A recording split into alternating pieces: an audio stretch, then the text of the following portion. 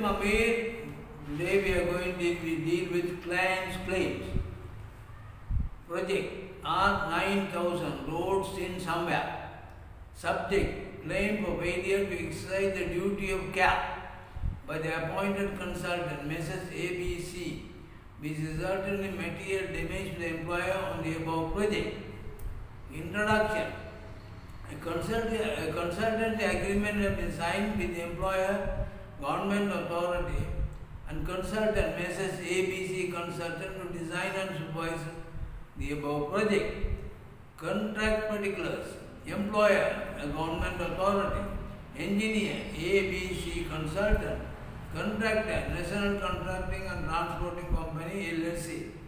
Contract sum: AED 95,914,293 Date of commencement: 23rd February 2014. Stipulated date for completion: 16th August 2015. Contract period: 540 days. The project had 3 milestones with commencement and completion dates as follows. Milestone 1: commencement, 23 February 2014. Completion, 31 October 2014, 250 days. Milestone 2: 1st November 2014. 16 completion, 16/7/2015, 260 days. Milestone 3: 17/07/2015, commencement date. Completion date: 16/08/2015, 30 days.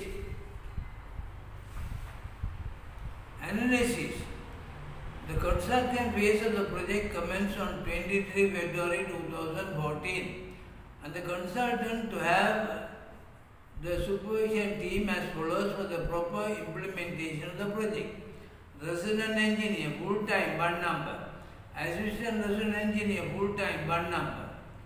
Safety and quality engineer, full-time, 1 number. Land surveyor, full-time, 1 number. Quantity surveyor, full-time, 1 number. Inspectors, full-time, 4 numbers. Secretary, full-time, 1 number. The consultant was unable to provide suitable supervision staff from commencement in spite of several verbal and written instructions. Only second-tier supervision was possible with occasional visits by the senior staff. The site meeting records indicate that the full-time senior staff, such as resident engineer, assistant resident engineer, safety and quality engineer, quantity surveyor, who are supposed to give decisions, approval, etc. at site, were not appointed from the commencement for more than 160 days. The government authority exercised their contractual right and correctly terminated the consultant, Messrs. ABC Consultants, and appointed a new consultant, Messrs. XYZ Consultant, from 21st August 2014 after a lapse of 181 days from commencement.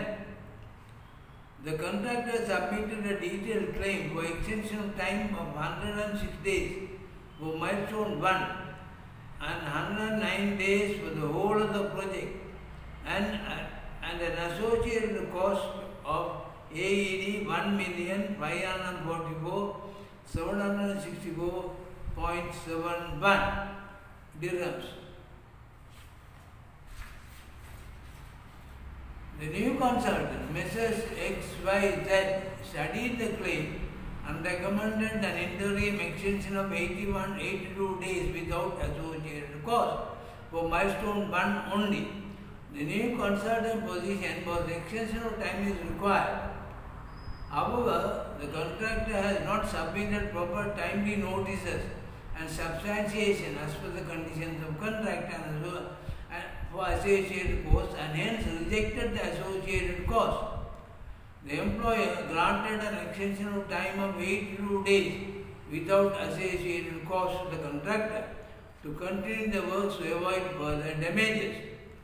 Messrs. XYZ, the newly appointed consultant, to be to be commented to have the delay damages limited to milestone 1 only and not for the whole project, although there were sufficient grounds for associated costs as per the actual site situation. The consultant rejected the claim in full, owing to the lack of proper evidence and substantiation. It is advisable to seek confirmation from the contractor to make this a permanent closure. Conclusion. It is evident from the above, the employer, the government authorities suffered material damage as given below, owing to the non-fulfillment of the contractual obligation of duty of care by the appointed consultant Mrs. ABC. 1. A delay of 82 days, 32.8% of the contract period for the completion of milestone 1, thus depriving the employer to use the facility for 82 days. 2. The possibility of a claim by the contractor for prolongation costs. 3. The additional consultant supervision charges for the extended period. The material damage can be calculated based on the applicable penalty system practiced in the contract, which is the maximum penalty in the event of delay in excess of 20% of the contract period.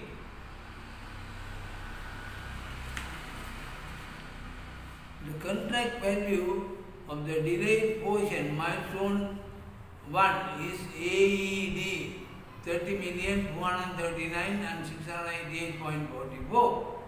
Therefore, the maximum penalty is 3,023,968.84, 10% of the contract price.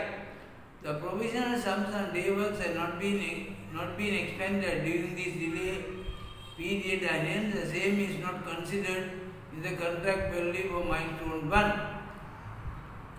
It is not reasonable to charge the full amount of maximum penalty owing to contractors' prolongation cost, which can be more than 1 million.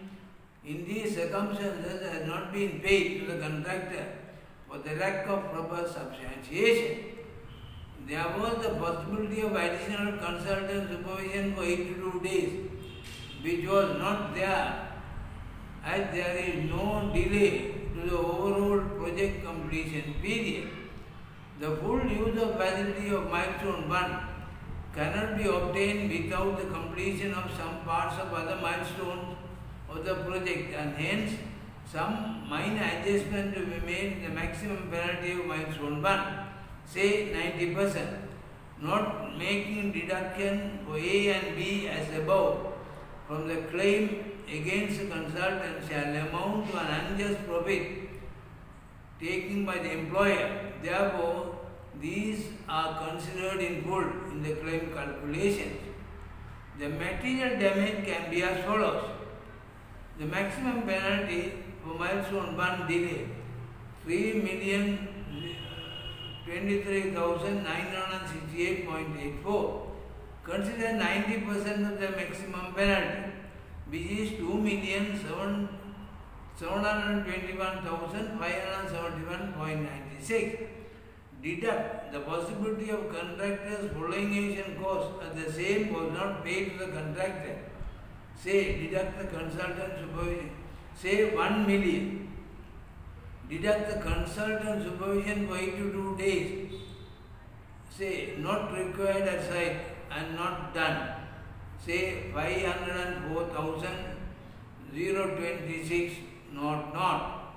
Therefore, the material damage to the employer is 1,217,545.96. Relevant correspondence. Letter reference date from to subject. R9 road, project road R9000 roads in somewhere. Description total. General items and ground investigation. Milestone 1, milestone 2 and milestone 3. These relevant correspondence should be submitted. Thank you.